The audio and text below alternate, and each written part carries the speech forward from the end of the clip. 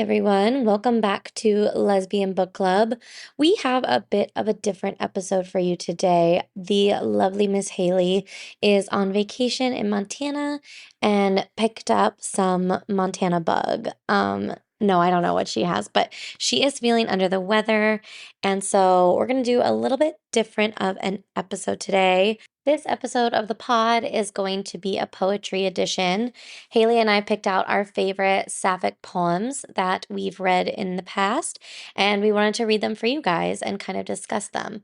Now, Haylie sent pre recorded audio files for me to kind of play with in the formatting, so I'm gonna do my best. And Haylie, even though she's sick, still sounds like an angel. So thank you for that, Haylie. And to get us started, I'll let Haylie do a little intro about how she's feeling and then let her dive into her very first poem. And then I'll read you one of mine.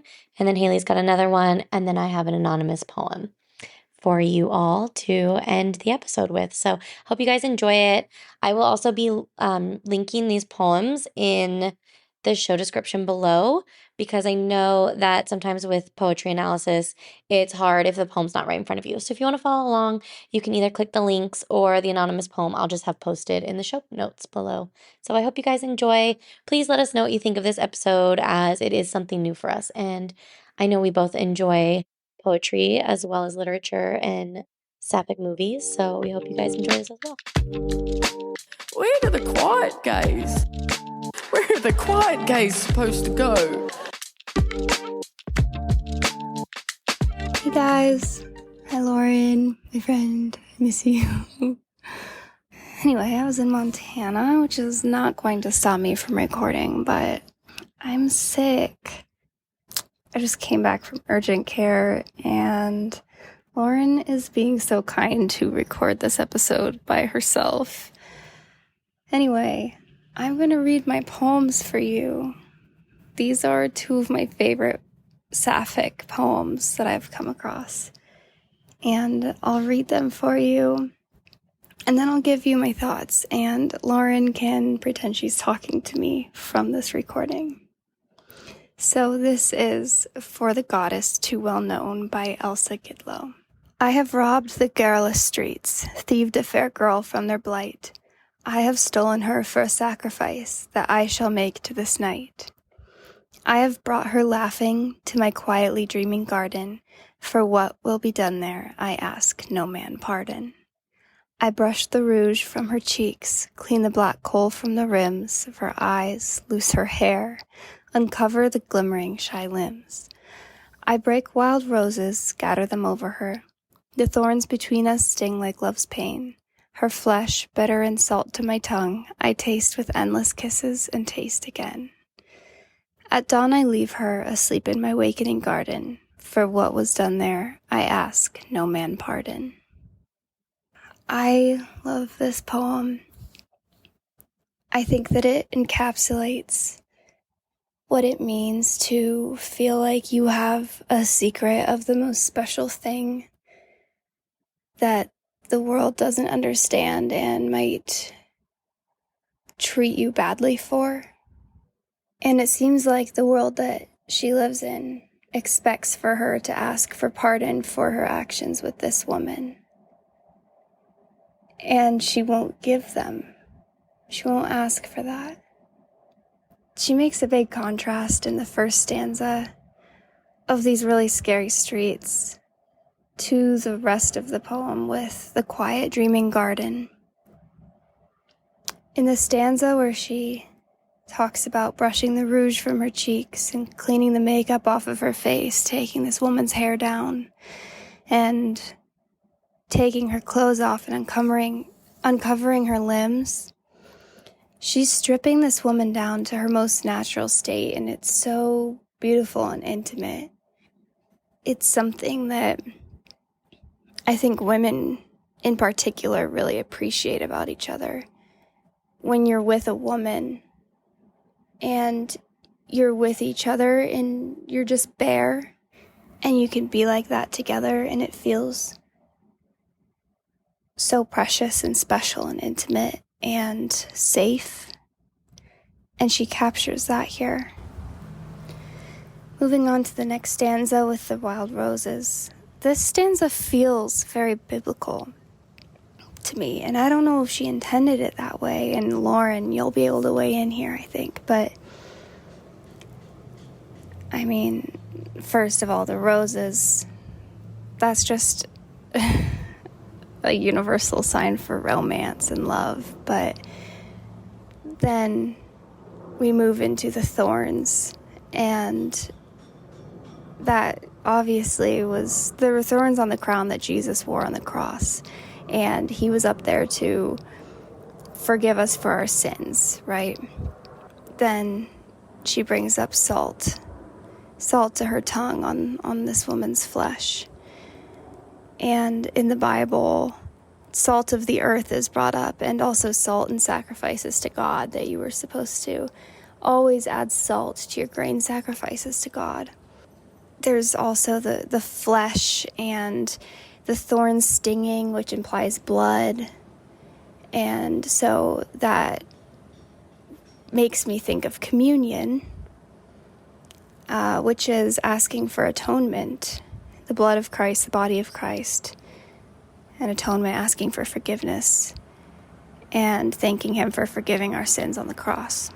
And I thought it was so beautiful and interesting that she has this in here, because she is asking no man pardon.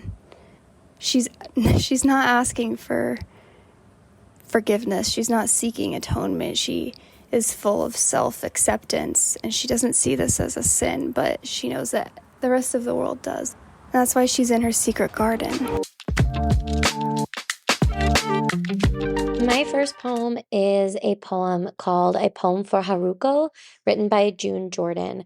Now, before I read it, I had to look up the astrology for this author, because this poem, I've read a lot of poems, and this one I just really loved, and come to find out that June Jordan has a Pisces moon, just like me. And I always find it so funny, because I can always point out whether like a singer-songwriter has the same moon sign as me, or if like a poet does. And I think it's just like the way we view our emotions and love and romance is just really similar, especially with the Pisces placement being just very dreamy and ethereal.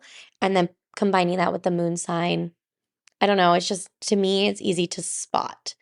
And not only is June Jordan have a Pisces moon, but she's also a Cancer sun and Cancer Mercury and a Cancer Mars and a Cancer Venus. So a stellium of Cancer. She's got 4 in her inner planets and 1 Pisces placement. So anyway, that's just some fun little facts about the author, and I want to read the poem.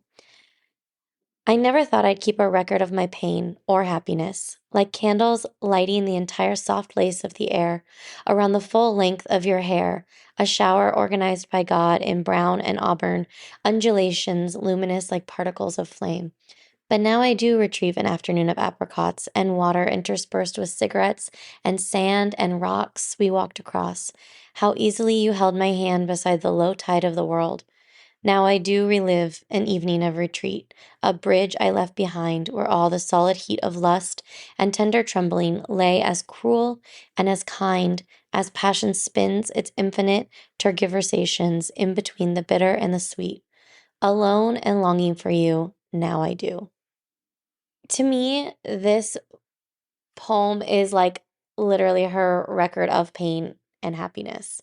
She starts out talking about how, when you're younger, you're just much more in the moment, I feel like, and you're not thinking about how in the future you're going to want to reminisce about what you're living at this moment. And I don't know if it's my Pisces moon or just my personality or what it is, but I sometimes very much feel like when I'm in some type of emotional, meaningful experience, whether that's with a partner or just in my everyday life, I think I am really good at recognizing that in the moment and like making mental notes for myself to be like, you want to remember this. And for her, she's now coming to this poem and saying, I didn't used to keep a record of my pain or happiness, but now I do. And one of her happiness is looking at her lover and how the way she's backlit with these soft candles and the way she's moving and her hair moves, it's like almost godlike. And the undulations, luminous like particles of flames, the way she moves, the way her partner moves is just reminding her of like vastness and bigness and like overtaking her just because she loves her so much. And then she goes into talking about how she thinks about how they used to walk together and smoke and eat apricots and walk on the beach, and how easily her partner held her hand just on the edge of the world. Like when I think of on the sand and the rocks and the seashore, like you are on the edge of the world basically, and how they did it together. But then in the last part of the poem, she goes on to talk about how now she's also reliving her sadness when she retreated from her partner and left her, and how she left all of that magical experience and its passion, and how it was bitter and sweet. And now she's alone and longing for her. And I don't know, I felt like the author wasn't pronouncing judgment at the end of being like, oh, this is worse or this is better. It's just an acknowledgement of where she is. Like, yes, she's alone and longing for her lover, and but she's also able to recall with fondness and softness the beauty that was their relationship. And for me, it just struck me and I really enjoyed it. And, to find out that like a poem was written by somebody that maybe has similar thoughts and feelings as you do, and having it hit you, I don't know, I really, really enjoyed it. Moving on. This is 21 Love Poems, poem number 3 by Adrienne Rich. Since we're not young, weeks have to do time for years of missing each other. Yet only this odd warp in time tells me we're not young. Did I ever walk the morning streets at 20, my limbs streaming with a purer joy? Did I lean from any window over the city, listening for the future, as I listen here with nerves tuned for your ring? And you move toward me with the same tempo. Your eyes are everlasting, the green spark of the blue-eyed grass of early summer, the green-blue wild cress washed by the spring. At 20, yes, we thought we'd live forever. At 45, I want to know even our limits. I touch you, knowing we weren't born tomorrow, and somehow each of us will help the other live, and somewhere, each of us must help the other die. Whew. This poem feels like joy to me. The feeling of being completely in love. I love the image of an older woman with limbs streaming of pure joy, especially because she's found love. It's always special to see older queer women in the wild. And this tells the story of somebody that didn't find this kind of love until she's about halfway through her life. And the sentiment of since we're not young, weeks have to do time for years of missing each other. I'm sure many of you know this feeling of retroactively missing somebody that you didn't even know back then. I mean, I feel this with my girlfriend all the time, where I see pictures of her when she was little, and I just miss her. Like, I wish that I knew her when she was that age, and I wish that when we were in elementary school, we could have been friends. And when either one of us was having like a rough go in middle school or high school, I wish that we would have been friends and been able to be a person for each other. And I think that this is what she means of, wow, I wish that I had known you all of these years, and we need to catch up. The weeks have to do the time. And it creates this funny little time warp. And then you still know that you weren't born tomorrow. She says tomorrow. She puts it in future. That's an interesting choice to me, because usually you would say, I wasn't born yesterday. But you weren't born tomorrow. I don't know. Lauren, what do you think about this? I think that it's just a way to really push the point and exaggerate that we aren't young anymore and the future is running out, but we're meaningful to each other. And it says, and you move toward me with the same tempo. Oh, this love is reciprocated. It's so hard to find love that is reciprocated in the same level of what you give or what you feel. And I just feel really happy reading this, that this woman in her midlife has found it. And she sees the beautiful world in her lover's eyes, and she's seeing them in the world in the blue-eyed grass of early summer and the everlasting spark of summer and the green-blue wild cress washed by the spring. And she asks, how long does she have left with this person? Because she wants to know, at 45, I want to know even our limits. This love that she has grants her the life that makes her unafraid to face her own mortality. And they're helping the other live and die, which is what a profound concept. They're serving a purpose in the life of the other and helping them find something that they did not know before.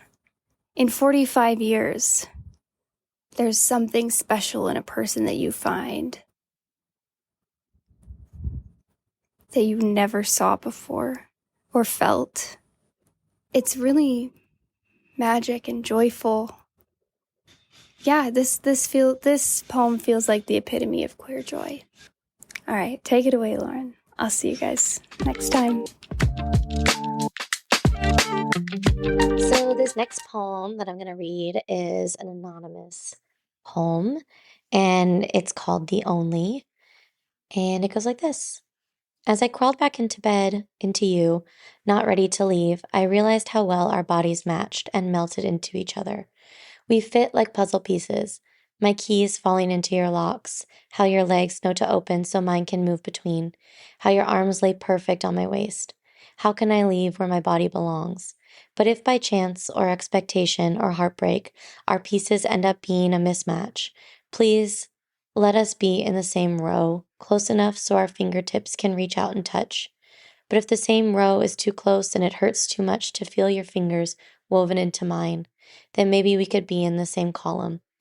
I'll be just slightly below you so I can look upon your jawline, so maybe sometimes my fingers can trace its edges while I watch a slow smile form across your lips. But if, by circumstance, I cannot be close enough to see your jaw, please let me be in the same box as you, to be painted from the same picture as you, to be near you, even from afar. Because in a box of what seems is made up of infinite pieces, you're the only one I want. You're the only one I want next to me. You're the piece that fits into me. Oh, I don't know. This poem is, I'm a little bit of a crier, and y'all know that. But to me, this poem is a bit heartbreaking because it seems like the person who wrote it is still in the relationship with their partner and is looking forward to, I don't know if it's foreshadowing or potential heartbreak or some type of unforeseen circumstance that she fears is going to pull them apart. But how, even if that does happen, she still wants to be near her. And I don't know, I think it comes from a place of like devastation, but also a place of, I don't know what it is, whether it's like acceptance. I mean, there's obviously love there. Like the person who wrote this, I don't know, I feel like you can just hear how much they love this other woman and how much they just want to be near them or near to her, even if they're not together, which I think is like a really big marker of love. If like, even if you're not together, you still don't want to be apart. I don't know how to say that actually. Um, but yeah, you're the piece that fits into me. I really like that ending. Because I mean, like puzzle pieces, like the poem, like they only have one right fit. And I don't know if I believe in that in like life. Like there's one person for you, but when you find that match, it's going to take something really big to break that up. It's not like either one of the puzzle pieces would want to come apart, right? So, yeah, I really liked that poem. And I wish Haylie was here and could give me her thoughts. That would be really fun. But yeah, that's a really close one to my heart.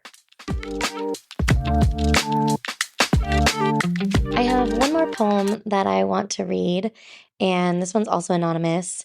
But Haley's talk about how she wished she wouldn't have known her girlfriend like as a child made me think of this poem.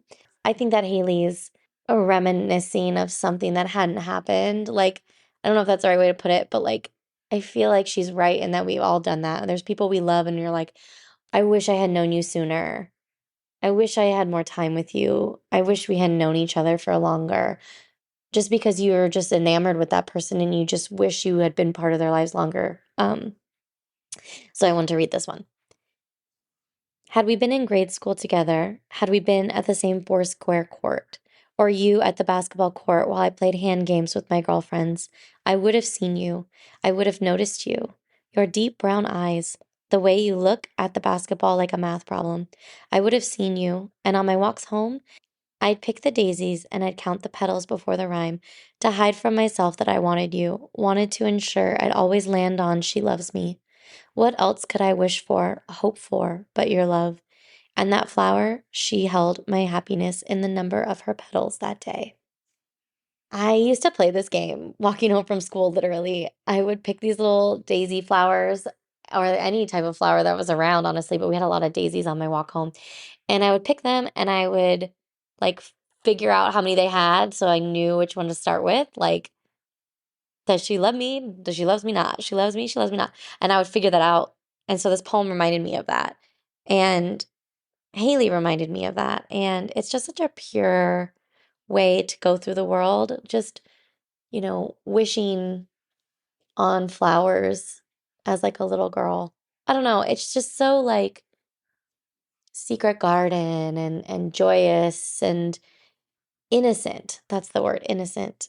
And to say that a flower could hold your happiness in its petals, to me, I just feel like it's a really beautiful metaphor for hopes and dreams and desires. So, yeah, I think that Sapphic poetry is the most beautiful form of poetry. And I might be biased, but that's fine. We all have our biases. But it's so nice to be able to read poems from women written about women, like explicitly. And it's only going to grow more and more. I was going to play a joke on Haylie at the beginning of the podcast when we were still going to be recording together. And I was going to start reading the lyrics from Good Luck Babe by Chapel Roan and see how long it took her to realize that it was that song and not a poem. But anyway, I just thought that was really funny. But it's so cool to see like queer artists, in the music industry, in the film industry, all these queer people who are getting to live their love out loud and be successful. Like Chapel Roan is nominated for Best New Artist at the Grammys, and all of her music is sapphic. Renee Rapp, same. Like all her music is sapphic and just beautiful and about women. And it's just really cool to see because yes, it shows us how far we've come, but it's also showing us like where we're going. And I think that that's beautiful. All right, that is our episode for the week. Thank you guys for listening to the poems that we picked out, and thank you for understanding that this isn't our normal formatting. We will be back for regular scheduled programming next week for you all. But please leave us a review. Please send us a little text message. It's not a text message, it's like an email. It comes to our podcast hosting website, and we get to open it and go, people sent us little bits of fan mail and told us what they thought of our poems or of our episodes. So that always puts a smile on our face. And I'm pretty sure it is anonymous unless you put your name. But yeah, send us a little note. Tell us what you think. We're always interested to hear what you guys want to hear and what you thought of our episodes. So bye, you guys. We love you.